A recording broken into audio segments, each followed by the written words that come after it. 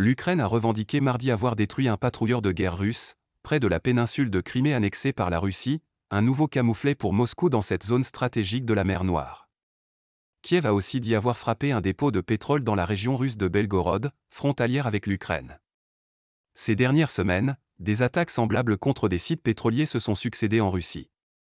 Sur la mer Noire, la marine ukrainienne a affirmé qu'une unité spéciale avait détruit le plus moderne des patrouilleurs russes, le Sergei Kotov, dans la nuit de lundi à mardi, qui avait été touché par des drones maritimes Magura V5. L'attaque s'est produite dans les eaux territoriales ukrainiennes, près du détroit de Kertch, a-t-elle précisé, ajoutant que le patrouilleur avait déjà été gravement endommagé en septembre dernier lors d'une précédente attaque des forces ukrainiennes. L'attaque a été réalisée par le renseignement militaire ukrainien, GUR, avec la coopération de la marine ukrainienne, selon celle-ci. Le GUR a publié mardi une vidéo en noir et blanc montrant l'attaque nocturne présumée. Sur les images, on peut voir un drone naval s'approchant du Sergei Kotov au long de 94 mètres puis une explosion avec une grande flamme, de la fumée et des débris projetés au-dessus du navire.